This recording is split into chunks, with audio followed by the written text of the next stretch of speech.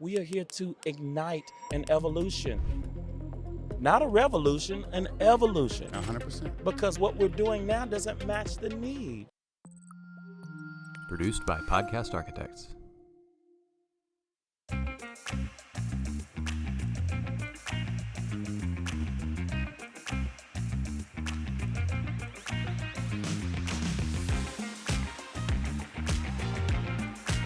Welcome back to another episode of The Path Forward here at TASB TexED Con. I'm your host, Dr. Rick Fernandez. I got friend of the program, energy personified, Superintendent West Sabine, Dr. Carnelius Gilder. Welcome back to the show. Hey, Rick, thank you so much for inviting me back. I am so excited to be here just to tell a little bit more about our story. Had such a great time last time being with you all, so I'm glad to be here. So you got your board with you. You're taking in some sessions. Community engagement. Tell me a little bit about what you guys are doing for community engagement. So with us, it's not a little bit, it's a lot of bit. So we have taken it like 2.0, 5.0 really, with community engagement. That's our newest core value. Okay. And so with that, we've invited the community in for everything. Give me some examples, because now. So now we have just completely opened up our doors. So we have some new ways that our community can engage. Sure. We've hired new family and community engagement staff. Nice. So we've turned our high school and our elementary library into community engagement centers. I am working now. I have drawings I just got yesterday. My new administration building, we took over an old building that was shut down, and we're going to double in square footage so we can create a community development center with 3 flex spaces that are offices, a community development computer lab, and an oversized just space, community development space for conferences and all of that. So no, we're hitting it big. Okay, so how are you making all this happen? I mean, West Sabine is not a large community, right? No, we're a very small community. So we have 900 people in my town. I think the sign says 882. I have 628 kids, but no, it's the new movement of Deep East Texas. And so the thing is, we really needed a champion. And so once we got a champion in place, it all fell into play, man. So we are all over East Texas as far as community development is concerned. You know, the goal, I think, of every superintendent, every school district is to make the district the hub of the true hub of the community. We are the hub. Every spoke comes out of our district, honestly. So what type of services are you planning on offering? What activities? What's the draw? You know. Okay. So we have several core areas that we work with. One of them is health. So we have partnered with Lamar University through a USDA grant, and we will provide telehealth, not just for my students and my staff, but for our community as well. So we have 7 substations in my little bitty town. So family members. So let's say folks are struggling at the house, and you know that a family is struggling. If they can set their appointment, they can come to my district and they can set up. We have a local partner as well, a local clinic. But then also, if they can get their specialists or whomever from around the world to connect, they can come and do their appointment in my office. No, what? Or our food pantry. I'm putting a station there. The office that I'm moving out of, I'm actually going to lease it for a food pantry in our senior activity center. So the district's going to own that building, and we're renovating that. We're renovating my new office. Our district just bought 10 acres adjacent to our district, to our high school campus, and we're going to bring a brand new life skills unit there. And we're trying to decide what we're going to do with the other piece of property. The technology-wise, we've partnered with the USDA. We've partnered with Save the Children. We've partnered with Partners for Rural Impact out of Berea, Kentucky. We partnered with Communities Unlimited out of Arkansas. And we are creating streams of strategic developments and plans for health, for food insecurity, for education, for early education, and for workforce development. Okay, I'm going to take us down a rabbit hole because I was having a conversation this morning with Raise Your Hand Texas just about all the things that are going on. Those are my friends. Yes. I mean, they're all our friends. They're friends of public education. We were talking about how do you bridge this gap, right, between people wanting vouchers, all this stuff that's out there. And I offered up a solution. I said, here's I think the best route for us as educators. If you can integrate schools, public schools, and businesses intimately, where everybody has a stake, because we're dependent on Exactly. business, which I'm proud. I'm a proud Texan, and I'm proud that we are the #1 state for business and for people to come here and grow their opportunities. But who's going to be the ones that are working in those businesses? It's the students in our public education. Exactly. On the global market, Texas is, I think, the 8th wonder of the world when it comes to economic development. Yes. And with that being said, East Texas has natural resources that nowhere in the state of Texas has. And so what we've done is we have worked with Raise Your Hand Texas. We have worked with the Texas Forest Country Partnership so that we can make sure that our area is at the forefront of business development. I go to all of their meetings. We had a huge meeting in Nacogdoches, and then we just did one in Kilgore where we discussed workforce and education. How do they marry? How do we build our programs in our schools Right. to match the labor need and the labor market? That's the piece where a lot of our schools have kind of dropped the ball. We actually need to look at labor statistics to Yes. build our pathways, and then let's meet the need, especially if they don't want to leave. My kids don't want to leave. Exactly. So you're doing exactly what my suggestion was to Amy Dodson. It's like, if we can do that, number one, the investment, whether a business has students in the district or not, they're intimately involved, right? Yes. And I don't care what anybody says, when adults work with children, they love it. Exactly. They are invested into it. But you are creating the synergy that we all need to be creating, because we can't control all of the other things that are going on. No. And it takes a partnership. We work very closely with the Texas Workforce Center. Our regional director for Deep East Texas, the 12 counties, Mark Duran, he's a very close partner of mine. He actually has a spot in my new building. And we work closely, like I said, with Raise Your Hand Texas, the Texas Forest Country Partnership. We also work closely with other entities who have an interest. So they go and they do the study. It's not my job as the school district superintendent to know what the labor market is. Right. That needs to be provided to me. Sure. And that has been done where we study our labor sheds. What is a labor shed?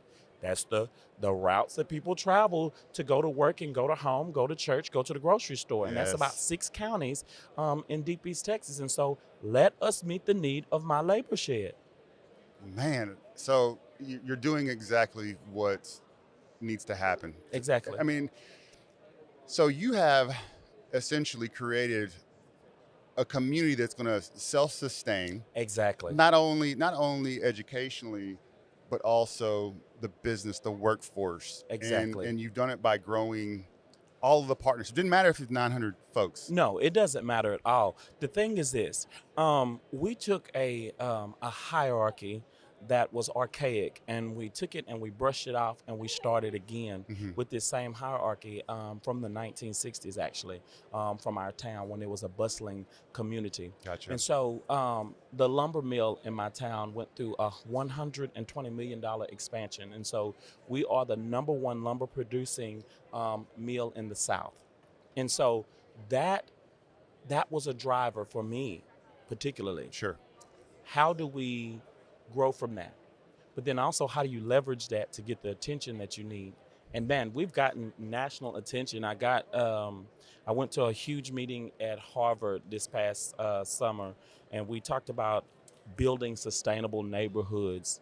And it's not just through schools. It's just, how does the community? It's an ecosystem. Yes. And last year, 2 years ago, we kicked off "If the Build It, You Will Come" mantra. Yeah. No, we took that and we just, pumped some steroids into it.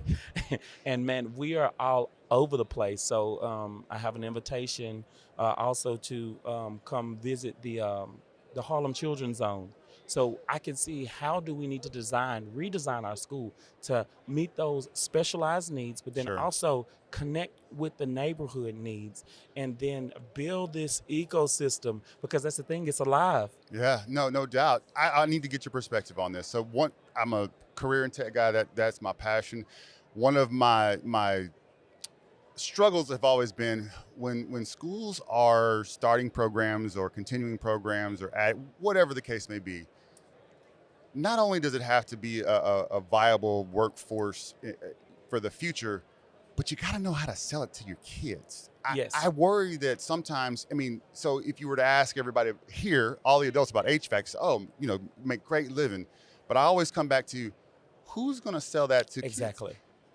kids? I have a sense that you've got that figured out somehow, which most districts do not. We adults, we what do we experience? What do we know is a good thing to have, a good thing to do, but yet it doesn't translate when we're trying to tell a 13-year-old, 14-year-old, 15-year-old, how do you sell your programming? What would you suggest to other districts? Like, I want to start this, but I gotta connect with the kids. First things first, it's all about your approach.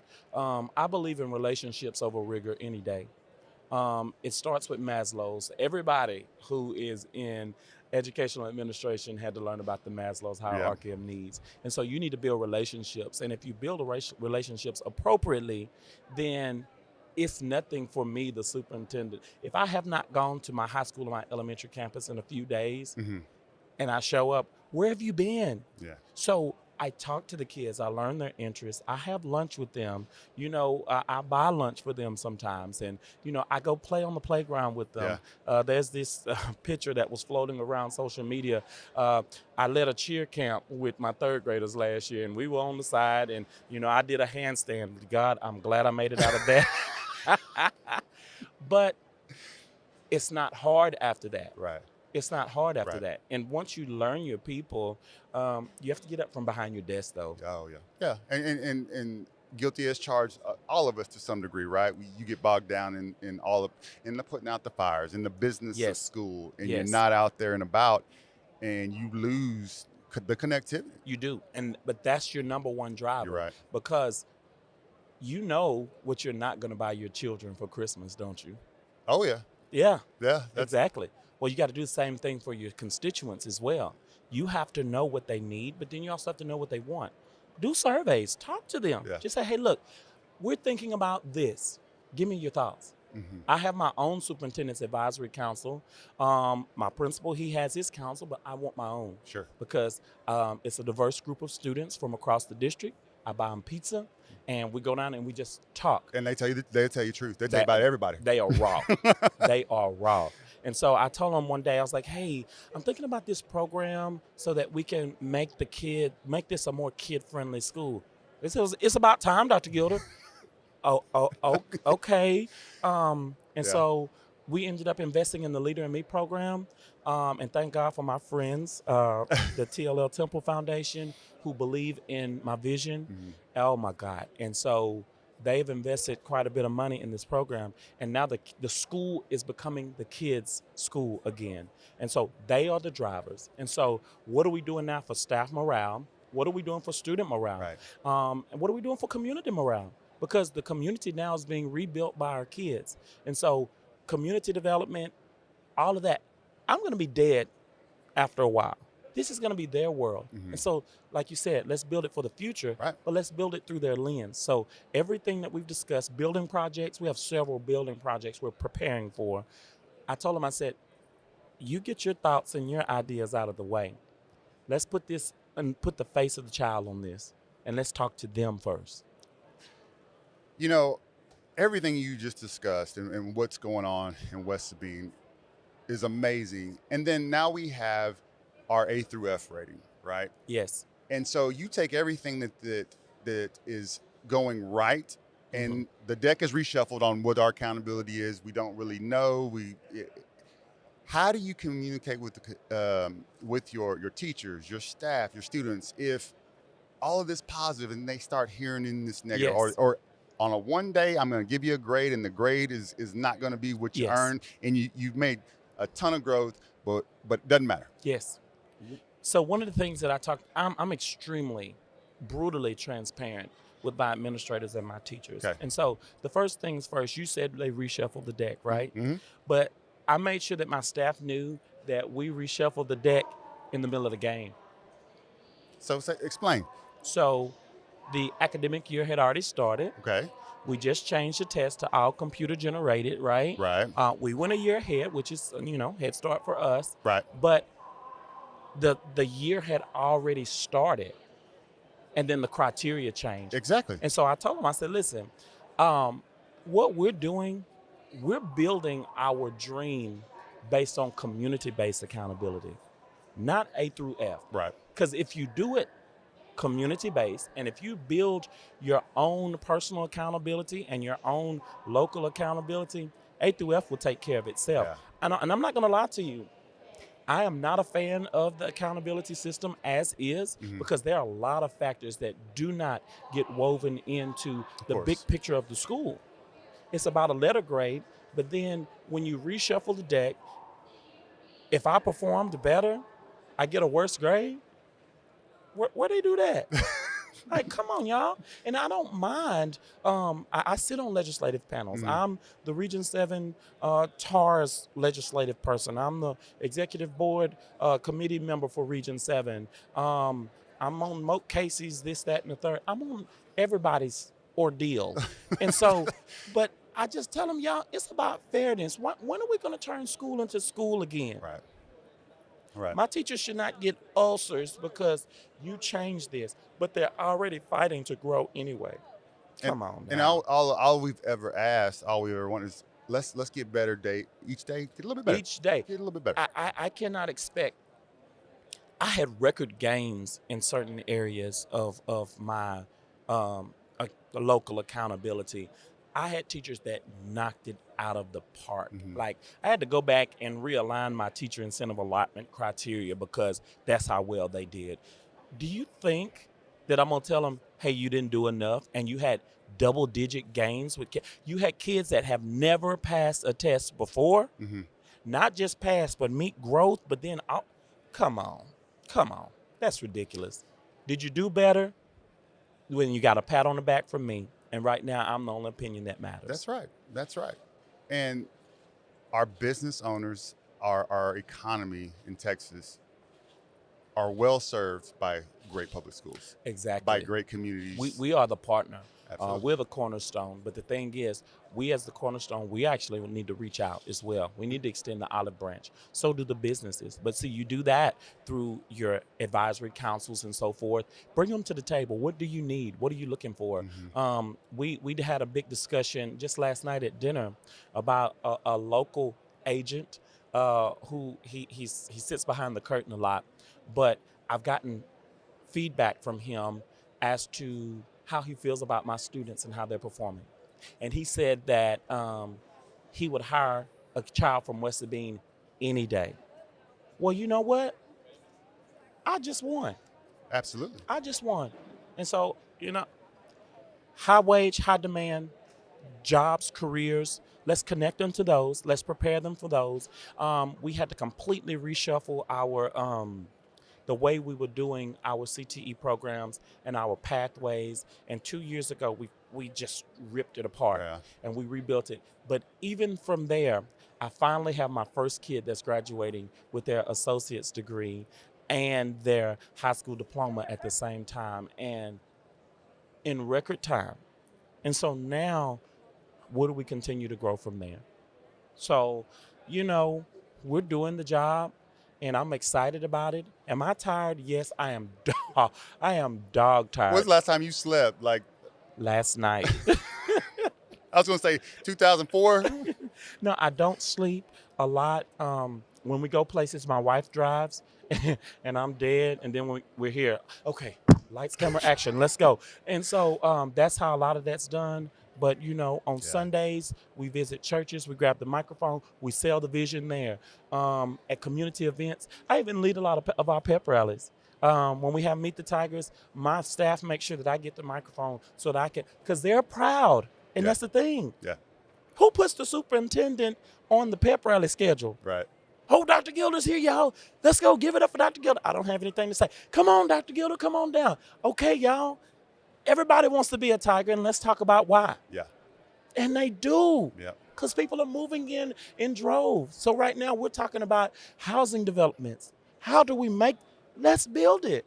If they want to be here and we have sustainable, great systems, let's capitalize.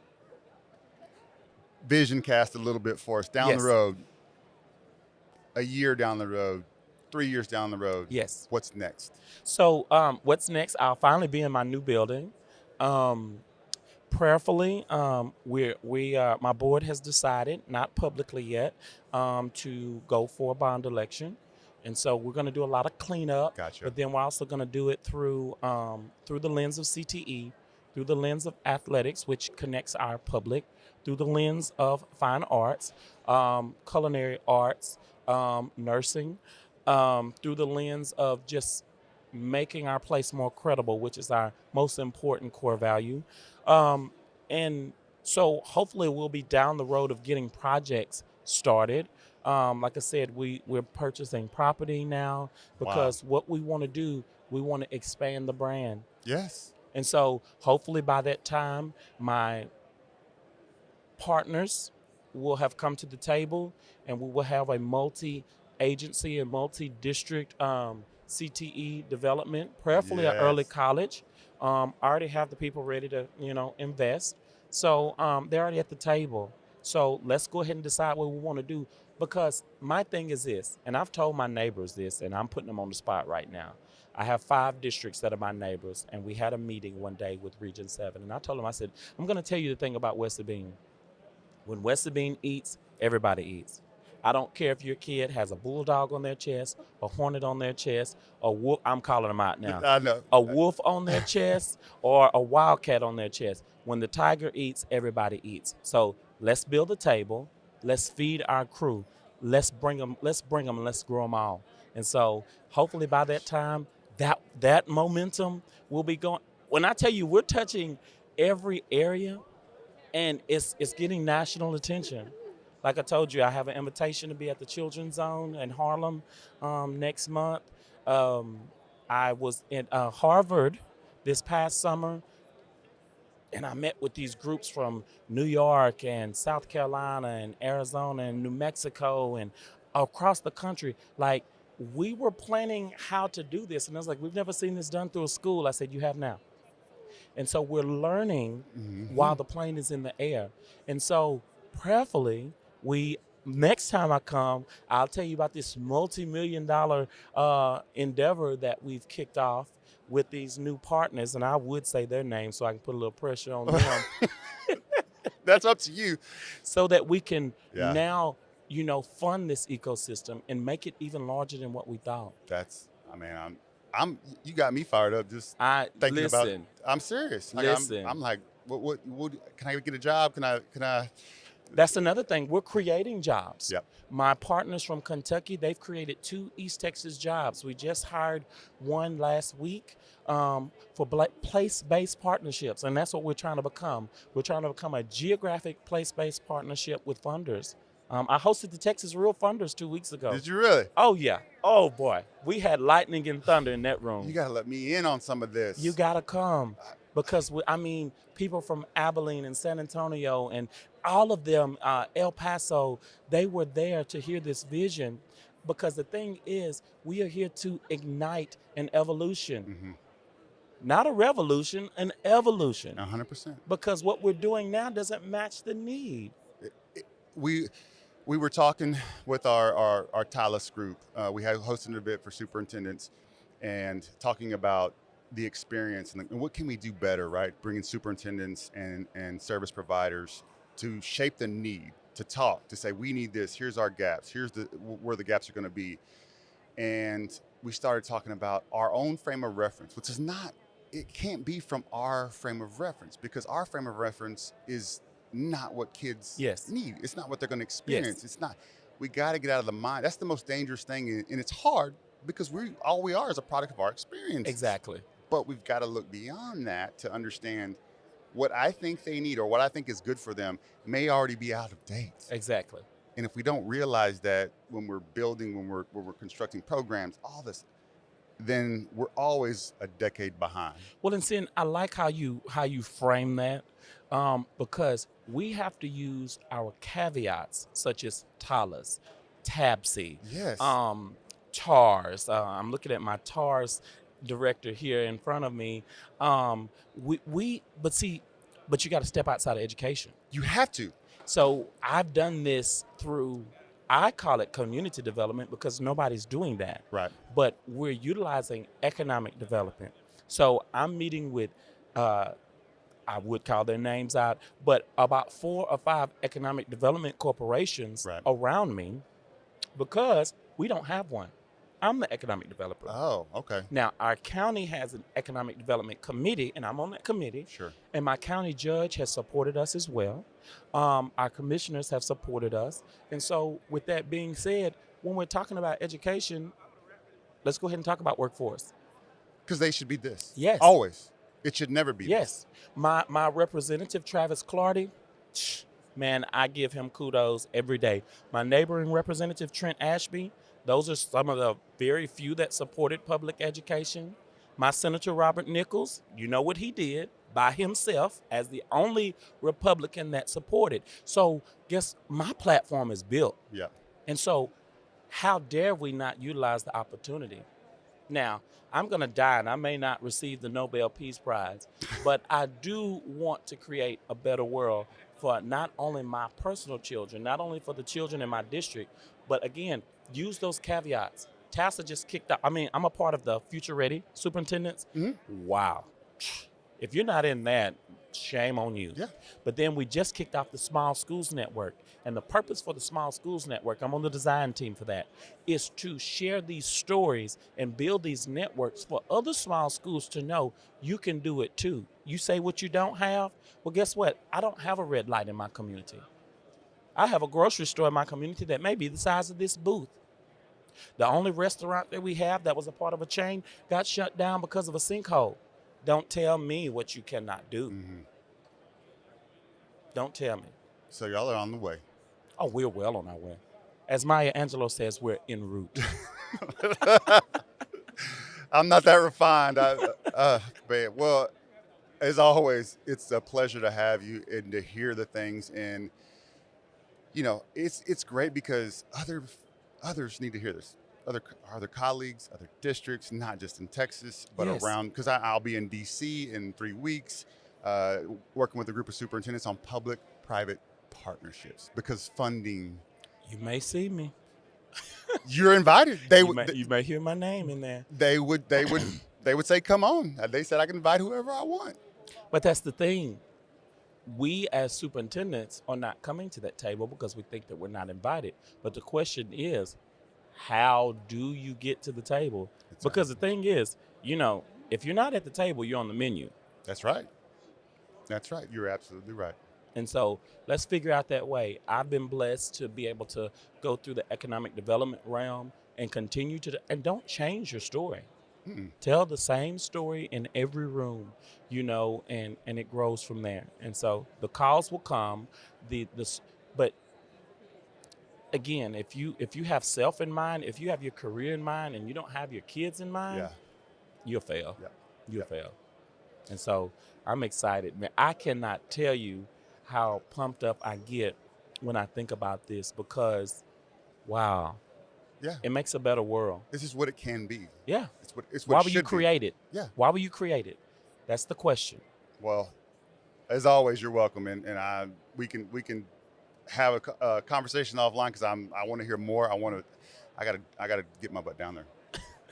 Thank you, Yeah. thank you. Come, yeah, you remember because last time we talked about we got to do an on-site situation. We do. Darren. So listen, when I get ready for this big community development ribbon cutting, we're gonna have all of the rock stars there, all of the representatives there. I Let want me you to know. come. I will want come. you- We will come. Bring the equipment. We'll bring everything. Let's do this because this is gonna be something remarkable. We will do it. You got me. Let me Yeah. know. I'm telling you, I got you. Thank you for being here. Hey, thank you, man. I thank you again for the opportunity. It's always a pleasure to be here with you. Well, I get fired up by you being here. So you made my event. So now I'm ready to go. Yes, sir. Let's roll. Okay, before you go, what do you want to message? What do you want to shout out? How can people get in contact with you if they want to partner with you? Okay, so if you want to partner with me, there are several ways to do that. First of all, family and friends of public education, thank you for believing in us. You're here and you see this podcast because you believe in public education. I'm not the only rock star of education that's trying to go and find and hunt and peck and put things together for my kids. There are a lot of us. So number one, encouragement and support is number one. So find me on my Twitter. I'm at Carnell Gilder, CarnellGilder. Reach out to me there, connect, follow, let's talk. But then also support your schools. That's number one. But then if you want to follow West Sabine, find me there. And I promise you, we will feed the nuggets. You'll see what we're connected to. You'll see our various economic and community development partners. Jump in and let's roll. And so I'm not hard to find. So let's just do it that way and continue just to support our kids. That's the main thing. And he will respond, because that's how we connected. I said, hey, I like your energy. Would you just be a guest? And now here we are. So and it's going on 2 years, and it'll be many more. So very responsive. Please reach out. Yeah, LinkedIn, just find me by my name, or Twitter is where I am the most. I've been a little quiet lately because we've been a little busy, but find us there, and I'll be happy to connect, and I will tell you about our vision, our mission, our goal, because that's what it's all started. That's right. And so we built it from within. And so just do that, and if you want to be a partner, I'm glad to have you, and so just let me know. Awesome. Thank you.